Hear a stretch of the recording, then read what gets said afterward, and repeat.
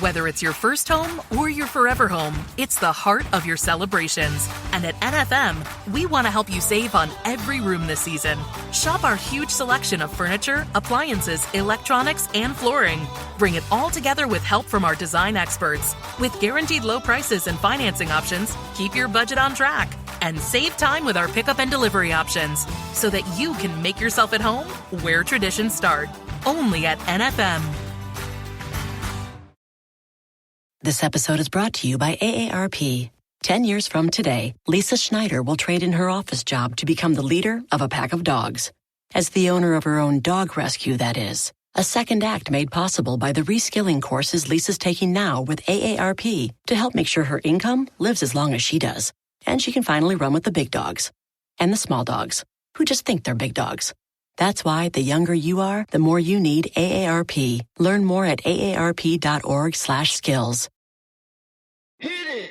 Ad Infinitum is the only podcast solely focused on audio ads. The creatives who make them, the latest thinking that informs them, how the space is evolving, and my favorite part, a roundup of recent audio ads, an analysis by yours truly, Stew Redwine, VP Creative at Oxford Road, and each episode's guest. This episode's title is Audio Nudges, and our guest is Phill Agnew. Welcome to the show, Phill. Hey, thanks for having me, Stu. So glad to be here. It's awesome to have you. You know, I listen to Nudge constantly. It is an absolute go-to for me when it comes to persuasion and the thinking on it over time and the latest thinking. I tell everybody about it, so super thrilled to have you on.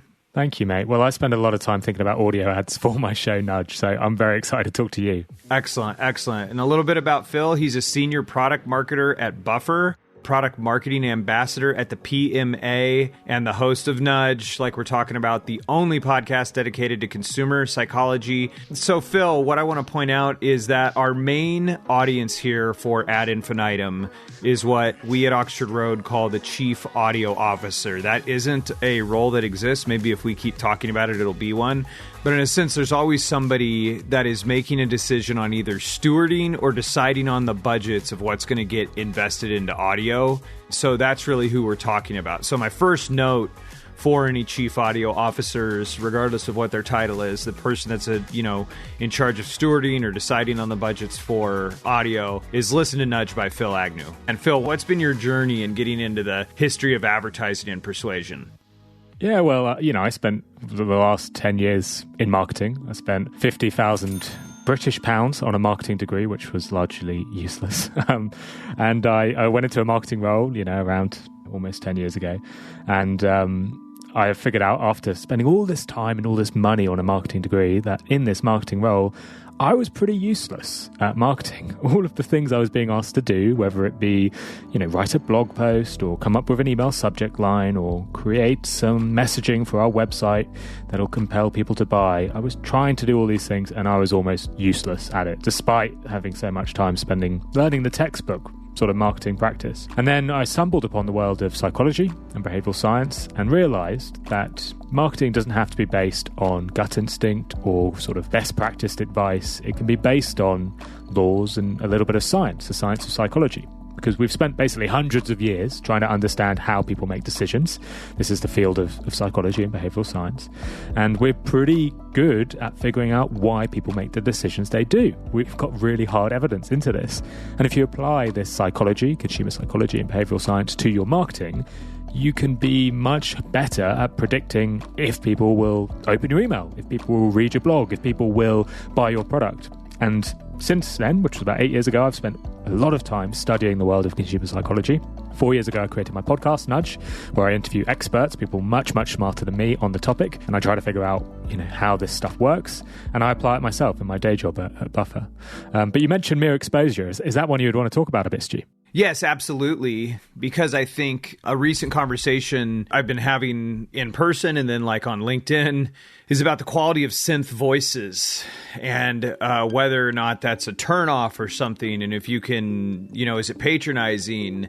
How lifelike do they sound? And, the uncanny valley and all these different dimensions. And part of me just goes, mere exposure effect. Like the folks that are working on these synth voices, I was just talking with somebody yesterday who that is their entire business, is making these voices. They're trying really hard to make him human. And as they're doing that and the voices are getting better, we're getting exposed to them. And with the mere exposure effect, as far as my understanding of it and from listening to you, is we actually are going to begin to like these voices. And then once they actually catch human voices, well, we'll like them as much as we like human voices. But in the interim, even if it is kind of synthetic sounding, if I hear a synthetic voice all the time, over time, I will begin to like the voice. Like, do I have that right? I mean, pretty much. I think the best example I can give of that is the sort of TikTok narrator audio voice, which is a very synthetic sort of robot-esque reading the caption that's put on top of TikTok videos. I love podcasts. And that's very popular now. Some of the most viral TikTok videos have this voice. And yeah, this goes a little bit towards the mere exposure effect. And the mere exposure effect is very simple. It means the more you are exposed to something, the more likely you are to like, remember, recall, but specifically like that thing. So there's a great study which was done with Chinese literature, so Chinese characters, so essentially words in Mandarin. And these Chinese characters were shown to university students in the USA. These university students, they hadn't studied Mandarin. They didn't know what the characters meant. They had no inkling to what they meant, completely unaware of what these characters actually meant. And what happened in the study is some of the characters were shown more often than other characters. So say the word for, desk was shown a little bit more than the word for fence, for example.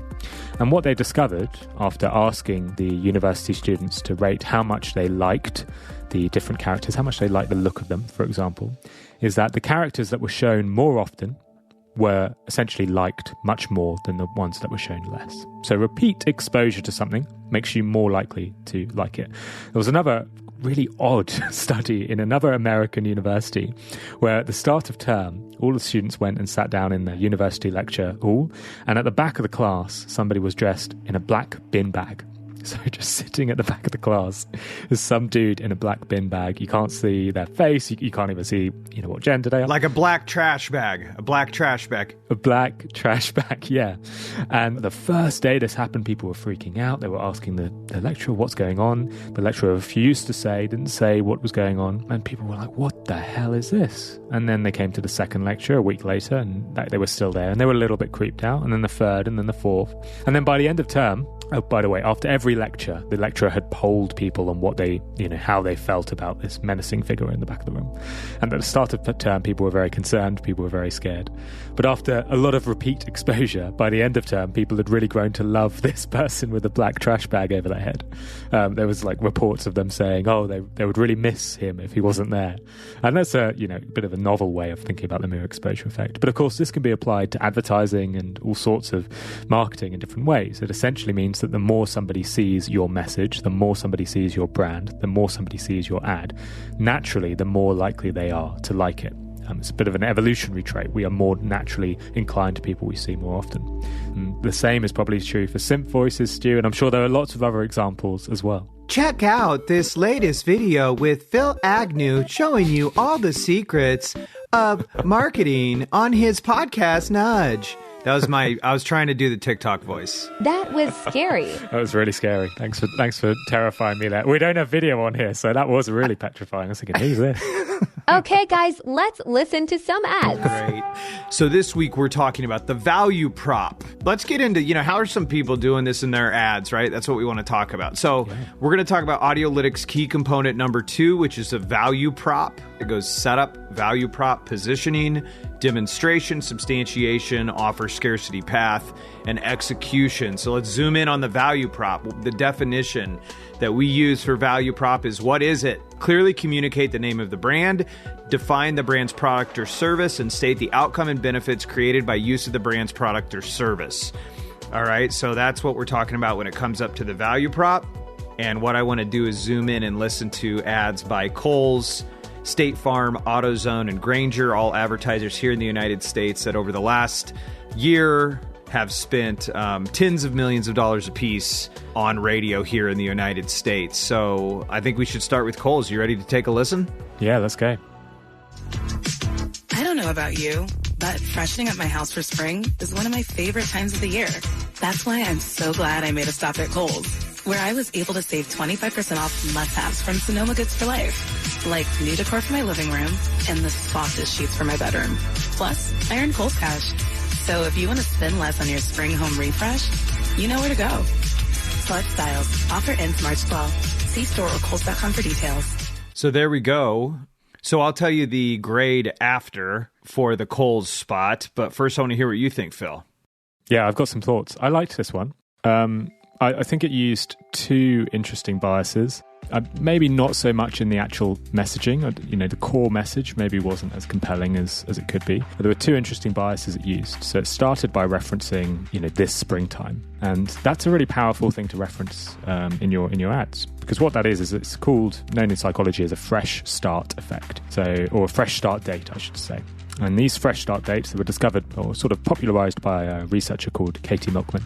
And she did a bunch of studies where she was trying to encourage people to start a new habit. So whether that is going to the gym or reading a book. And what she found is people were far more likely to start a new habit if they were encouraged to start it on what's called a fresh start date. So a sort of significant date in your mind. So your next birthday, a new year, a new season, so spring, which is what Kohl's are doing here, which I think they're using very well, or even next week. And these fresh start dates can be very effective if you use them. So if you encourage people to do something in this big momentous date, so next spring, for example, people are more likely to do something. And I've actually tested this myself with Nudge, not with an audio ad, but with a Reddit ad. On my Reddit ad, I encouraged people, I think I had a normal ad for Nudge saying, it's the only podcast dedicated to consumer psychology. And then I had a question at the end. I said, would you listen in the next few days? In one variant, that went to 50% of people, so no fresh start date. And then in the second variant, I said, will you listen next week? Which is a small fresh start variant. It's just basically saying start of the new week, next Monday, will you listen? And what happens is when I say next few days, only 9.1% clicked and essentially said yes, they would listen.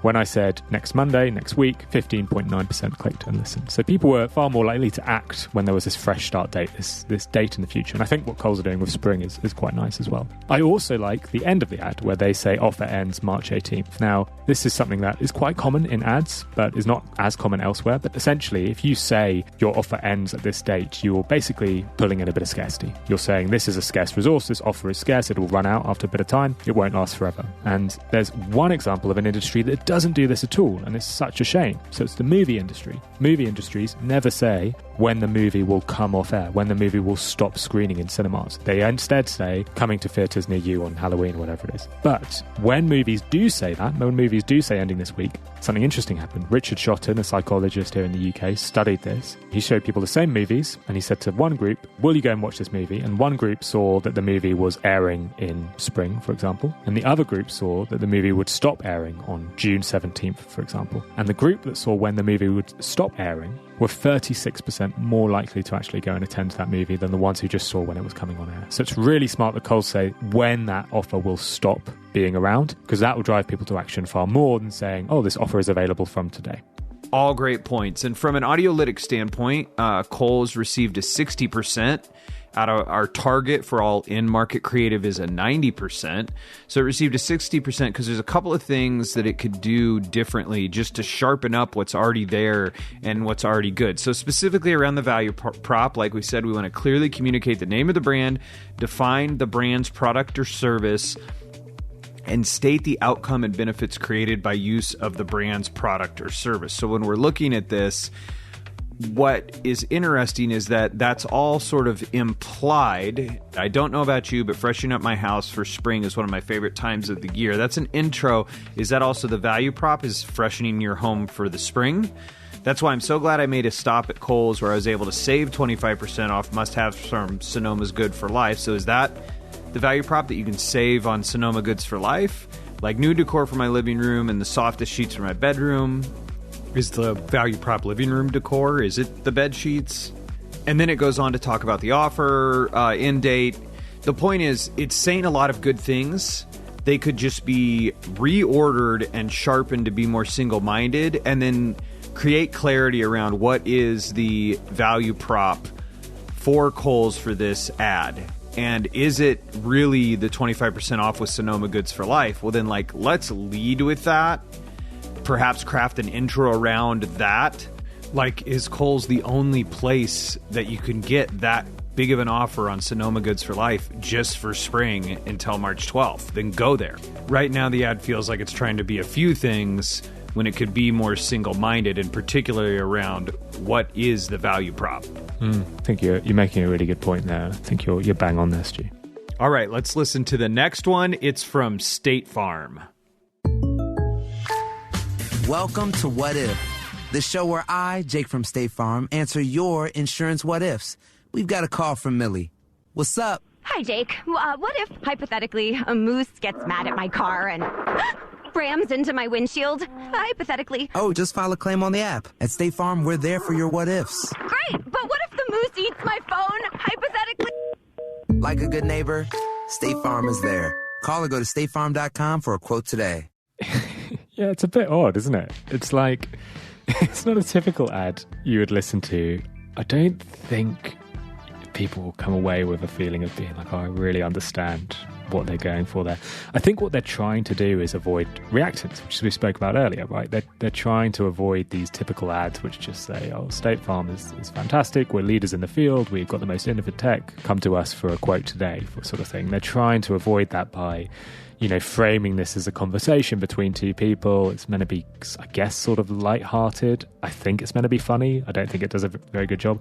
I just think it executes really poorly. I don't think it's funny and it's meant to be. I think the copy's like a little poorly written. And I think trying to get this sort of conversation style ad into 30 seconds just doesn't really work for me. So, yeah, not one that I think many people will learn too much from. I don't know. What do you think, Stu? Well, I mean, I agree with you on it's not quite there. I mean, from an Audiolytics grading standpoint, this one scored lower than Cole's with a 50%. I think, again, there's a lack of clarity. And it's like, we pulled these ads based on spends. So these are advertisers that are spending, like I said, tens of millions of dollars a year in audio. And in looking at the State Farm ad, just from our grading standpoint, it's just missing some of the key components where it's making this trade on going, I want to be entertaining, which the insurance companies tend to do. But whether I know it or not, I'm going to trade a lot on clarity. If we really were trying to be as direct as possible, essentially what's kind of on offer here is this what if program, as if it was real, but it's not real. So really, the only value prop in here is that you can call or go to State Farm for a quote. It's the very last thing that is said, and I think they didn't quite get there from a comedy standpoint, but that's where I have to be careful. So instead, what I'll fall back on is structure, and just to go like, okay, it's got an interesting setup. My value prop actually is buried. It's out of order. It's way at the end of the ad. So then I go, okay, well, are they positioning State Farm against anything else? No, not directly. Are they demonstrating State Farm? No, not directly, but in a goofy kind of metaphorical way, as if this what if program was real. Are they substantiating State Farm? Well, the mere fact that they're showing up on radio at the volume in which they show up on radio, I know that there's a psychological persuasive effect for that. What's that called? Where it's cost signaling or something like that? Yes, costly signaling. Costly signaling. Yes. So that's something we look at of like just being on national radio and having this level of production quality has some persuasive capabilities, right? Is that the right understanding of costly signaling? Yeah, the basic meaning is the cost you incur to send your message directly correlates and increases the value upon which the audience will receive that message. So, if you try to propose to someone in a Burger King, you're not incurring much cost, But if you do it at a Michelin-star restaurant, you're far more likely to get the yes that you want. And the same is true for advertising. If you do a Super Bowl ad, people will just perceive that brand as being better because it has the money to buy a Super Bowl ad. So being on national radio definitely does help. Precisely. So that has a weight in and of itself. But still, that one's at a 50, doesn't have a super clear value prop. Again, Kohl's doesn't have a very super clear value prop. So let's go to AutoZone. AutoZone. Welcome to AutoZone. So you need to change your oil. Right now, you can get 5 quarts of Valvoline Daily Protection or Valvoline Max Life High Mileage Motor Oil with an STP oil filter, plus an STP air filter or cabin air filter for just $36.99. Visit one of our 6,000 stores or order from AutoZone.com for same-day store pickup or next-day delivery. Get in the zone, AutoZone. Restrictions apply. Do they have AutoZone in the UK, Phil? That's the question. I think they've got a variant of it. I'm not a car driver, so actually these companies are... So this ad's way off target for you. Way off target. Yeah, that might affect my score. Okay, yeah. So what do you see is going on here? Is AutoZone... How are they faring compared to those other two? So let's get into the difference of this ad. This ad is sort of... It's getting really into the product. It's really just saying... Here's what you can buy, here's how much it is, here's where you can buy it, here's what's available in it. You know, it is like the most, I guess, basic form of marketing you could go for. And it's not necessarily a bad thing. You know, just clearly saying what you were offering can make it very easy for your target customer who, let's face it, that you're going to have a lot of your target customer driving cars who need this type of service. It can make it very easy for them to make a decision. So there's elements of this which are really good in that sense, in terms of if you are the target customer and you're listening to that ad, you are probably quite likely to take action because they make it very easy for you to take action. You know exactly what they have on offer, you know exactly how much it costs, you know there are 6,000 stores around the country where you can go and get that thing. Now, I think it could be better. I think they could be doing a few more things to make it more interesting. I think they could add a bit of scarcity in there, maybe saying an offer only lasts a bit of a week. You could potentially do a bit of labor illusion. So there's this wonderful thing called labor illusion where, you know, you can sort of say all of the work that has gone into creating that oil. So just saying like, oh, we've spent, 5 years manufacturing this oil, trying to get it as perfect as we possibly can, and is now available for you for just $39. I basically think they could add a little bit more value, but I accept that this is a 30-second ad, and there's not much time to do that. And AutoZone have probably been advertising lots of different ads, which has added that value to their brand. So in terms of keeping it easy, keeping it simple, making it easy enough for people to take action, yeah, I think AutoZone have done a pretty good job. What do you think, Stu? Yeah, so this one scored the highest so far with Audiolytics scoring of a 70%. Just like you said, it's clear, and there's a power to clarity, and I think sometimes it can be underrated, though this one's making a trade where it's not doing anything emotional, right? Other than making any sort of associations to whatever memory structures exist for get in the zone, AutoZone, right? Like, do you feel good about that? Do you already feel good about AutoZone? You went in with a car that wasn't running as well. When you left the AutoZone, it was running better. You didn't know if you needed a fan belt or whatever. Like, so there is emotion and positivity around that, right? Even though it is very feature and fact driven, which is why it's scoring higher, not necessarily because of that, but because it's more single-minded. It sounds like you need to change your oil. Now, it'd be kind of cool if there was some sort of sound even associated around that, but like you said, it's a 30 and how much you're going to do. But they go right in for it and it's very clear. And with that, it's scoring higher primarily because of the clarity and that they're driving you with a single-minded message. And I think from a sonic branding standpoint, they've got their jingle, they've got the sound, that all is going to help reinforce with the mere exposure effect. If it's talking about oil changes today and wiper blades when it's rainy, we're going to get in the zone. All right, and the last one that we want to listen to is Grainger. Here we go. Without the ones like you, who work tirelessly to keep things running, everything would suddenly stop. Hospitals, factories, schools, and power plants, they all depend on you. No matter the weather, emergency, or time of day, you're the ones who get it done. At Grainger, we're here for you with professional-grade industrial supplies. Count on real-time product availability and fast delivery. Call, click Grainger.com, or just stop by. Grainger, for the ones who get it done.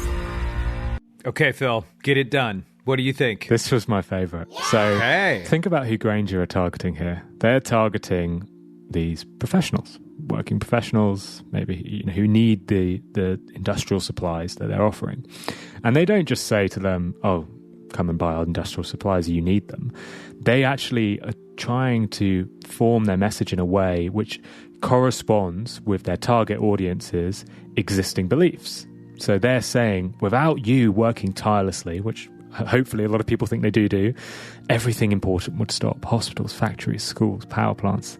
And that's a really smart approach to go down because it's conforming to the existing beliefs that people have. And there's this bias we all have called the confirmation bias, which is that we seek out views, news, and opinions that is similar to the views and opinions that we already hold. So if I read that podcasting is the next greatest medium that will hit the world. I'll read that and I'll agree with that. Whereas if I see an article saying podcasting's pretty rubbish, I probably won't even look at it because it doesn't conform with my existing belief. And what I love about what this ad from Grainger is doing is it's trying to conform with the existing beliefs of the people they're trying to target. And I think it does a really good job in doing that. So this one was one of my favorites. I really liked how it used the confirmation bias. There's another great example of a similar ad in the UK, which was done with a coffee brand called Costa Coffee. So this Costa Coffee is a high street coffee brand. It's owned by Coca-Cola now. And they did a nationwide ad, I think on radio, but also TV as well.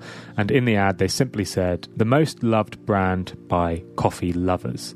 And by doing that, they're basically saying, we're not loved by everyone, but coffee lovers really do tend to love us. So the specific type of people really do tend to love us. And by focusing your ad on a specific type of people, conforming to their beliefs, you tend to get much better results. And Costa Coffee, I think, got a huge return on investment for that ad. And I'm sure Grainger would get a similar benefit because they're basically targeting this target audience and they're conforming to their existing beliefs, which is a neat method to go about. Thank you. I think where you've got, on the one hand, the two highest scoring ads here. This one scored a 65%. Okay, so Kohl's had a 60, State Farm 50, AutoZone 70, Grainger 65. And a big component, what I'm seeing in here is just clarity. How much clarity do I have? What trades am I making on clarity? And then we can talk a bit about the value prop.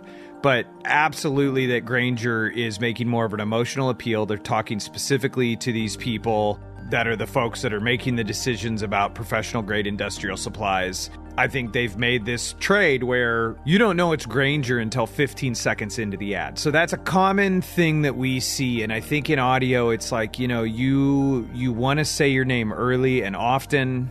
You want to say your name within just the first few seconds. Grainger has made a trade on that. I think there's a couple little things they could do that would catapult their score right up to the top, where our ideal score is 90%, where potentially you actually start with, at Grainger, we're here for you with professional grade industrial supplies. Because without the ones like you who work tirelessly to keep things running, like, I understand softening the target and trying to come in emotionally and then make this appeal where, you look at AutoZone and they're just, boom, they're coming right in at you with these facts and this price.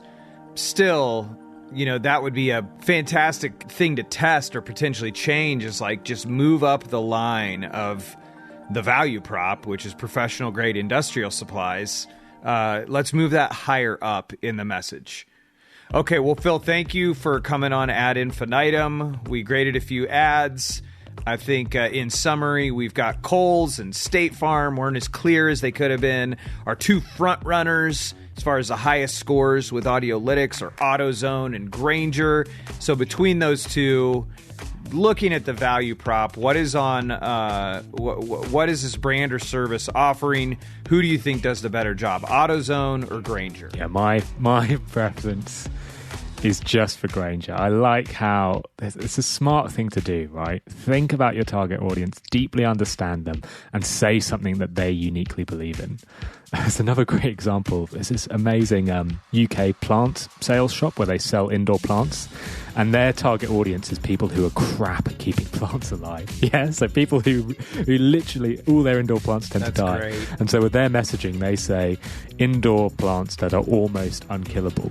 So really playing to the beliefs that, people have, that lots of plants are killable, and then trying to counter that, saying, these are almost unkillable. They could just say indoor plants for sale, but they say almost unkillable indoor plants. And I think they're using a similar thing of really deeply understanding their target audience and trying to speak in a language that they would resonate with. And that's why I really liked the Grainger one. But it was a close call, and I really enjoyed listening to them, Stu. Thanks so much for sharing them with me.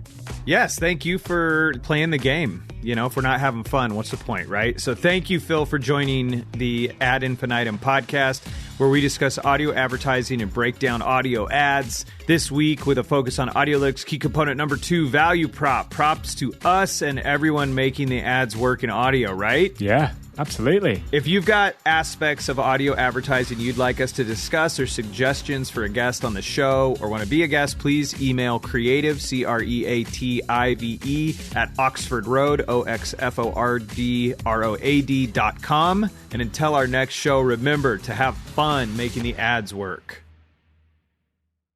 Finding the music you love shouldn't be hard. That's why Pandora makes it easy to explore all your favorites and discover new artists and genres you'll love. Enjoy a personalized listening experience simply by selecting any song or album, and we'll make a station crafted just for you. Best of all, you can listen for free. Download Pandora on the Apple App Store or Google Play and start hearing the soundtrack to your life. Everybody loves a sequel, especially when it comes to the world's most comfortable shoe. Introducing the Allbirds Wool Runner 2, a next-level revamp of the cult classic. 7 years in the making, it's been completely reimagined for a game-changing fit and feel. With enhanced cushioning and super soft materials, the Wool Runner 2 delivers comfy all-day wear built for bliss. Visit allbirds.com and use code FRESH24 to score a free pair of socks with purchase. That's ALLBIRDS.com, code FRESH24.